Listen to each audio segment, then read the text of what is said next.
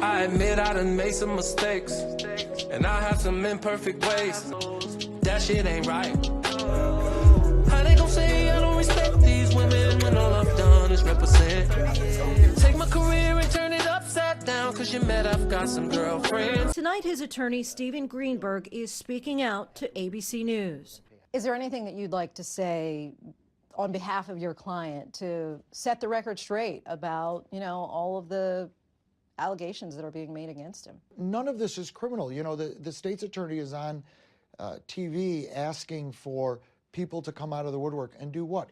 Complain that he mistreated them a little bit here or there, or he talked to them improperly. I mean, he didn't do anything wrong. There are no underage victims. There are no sexual assault victims. There are no victims of domestic violence that they're going to find. It just didn't ever happen. Earlier today, Lady Gaga became the latest high-profile artist to speak out against R. Kelly, writing on Twitter, "I stand behind these women 1,000%. Believe them, know they are suffering and in pain, and feel strongly that their voices should be heard and taken seriously."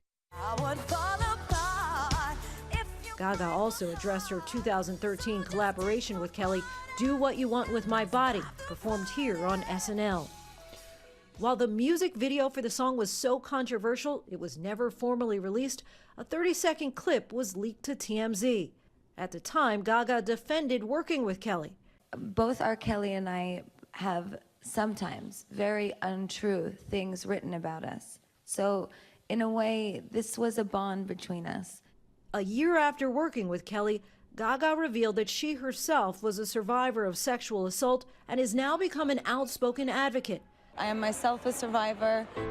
Tell me how the hell could you know? Performing her ballad, "Till It Happens to You," for the documentary The Hunting Ground at the 2016 Oscars. By the emotional appearance of sexual assault survivors coming out of the shadows.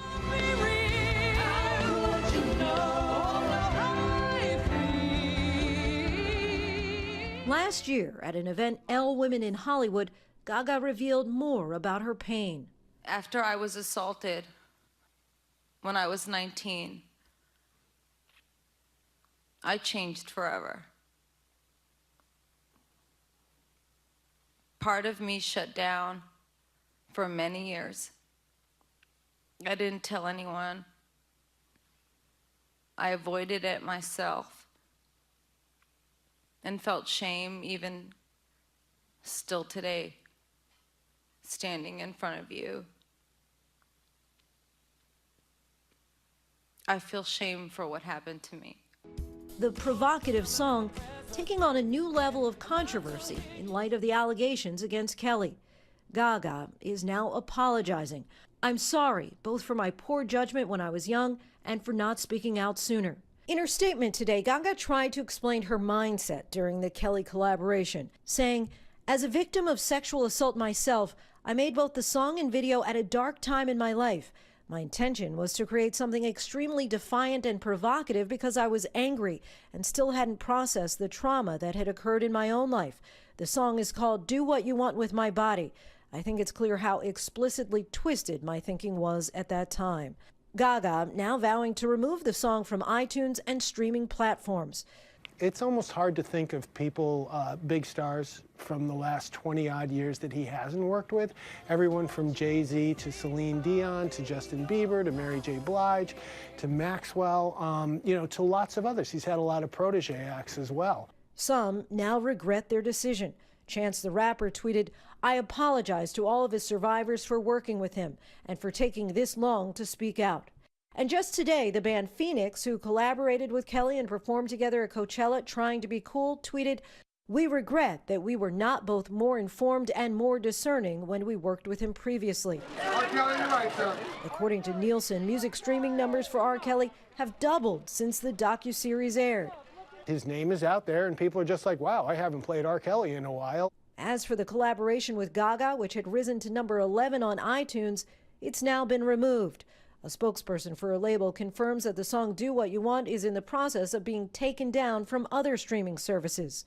Fuck what you think about him personally, because we're not talking about that. But what we are talking about, him as a writer, performer, artist, producer, people that he has brought their careers back to life. We talking about from the eyes, he's revamping, bringing back Mr. Biggs and Charlie Wilson, like we gonna be Uncle Charlie, and working on that album from Kelly Price to Michael Jackson, Madonna, Whitney Houston, Toni Braxton. The list goes on and on and on. The man is undeniable. But at the end of the day, he had to do all of that with that dark cloud. But what kept him focused and kept him going is, I have to do this for my children to make sure that they are okay. Because he could have just went under a rock and hid and shit been in shambles and we be the fuck everywhere. But that didn't happen. So at the end of the day, I love him for that. I will always respect him for that. And he did it with grace in the height of the storm. You've been representing R. Kelly for about a year. You say you spoke to him this morning. What was his reaction to that docuseries? Well, he didn't watch the series. The series is trash TV. There's no reason to watch the series. It's a bunch of disgruntled people who are looking for their 15 minutes of TMZ fame. So how would you characterize the allegations from multiple women, some who say they were involved with R. Kelly for years, and describe abuse sexually, emotionally, physical abuse? What do you make of those allegations? Well, let's look at the allegations. Let's break them down. These were women who claimed that they were being essentially held hostage. When they were no longer hostage, no one ever reported anything. During the time they were supposedly being held hostage, no one ever reported anything. They were out in public. No one ever reported anything. Since then, no one has said that they had to seek any kind of special psychological counseling or otherwise. So the allegations are just a bunch of people who are on the bandwagon. They were living a rock and roll life. They were living with a famous person. And when they weren't anymore, now they're disgruntled and they're trying to get back in the limelight. So there's just no merit to it. Do you believe all of these women are lying? I mean, in this era of Me Too, we now know that a lot of people have not come forward about sexual assault or sexual misconduct allegations for years. Do you really believe that all of these women are looking for their 15 minutes of fame, as you put it? I believe that all of these women did exactly what they wanted to do. They wanted to be with Mr. Kelly. They were with Mr. Kelly. They were perfectly happy. They were perfectly consensual relationships.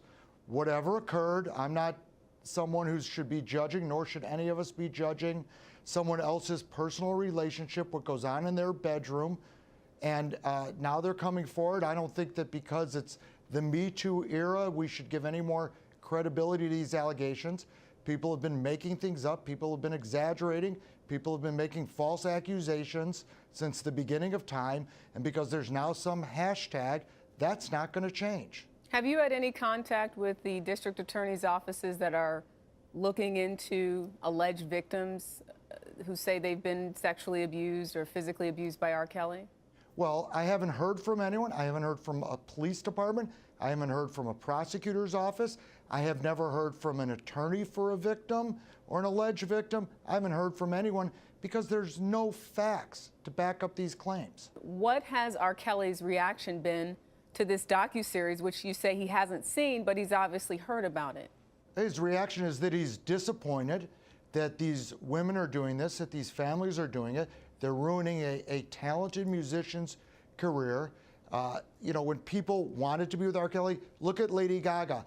Lady Gaga in 2011, perfectly happy to sing a song with R. Kelly, perfectly happy to interact with him, and all of a sudden now she wants an Academy Award, and the du jour of the day is to diss R. Kelly, so now all of a sudden he's some terrible person. Nothing has changed. R. Kelly has been the same person all along. Are you encouraging him to continue to book shows and sort of live his life as if none of this is happening?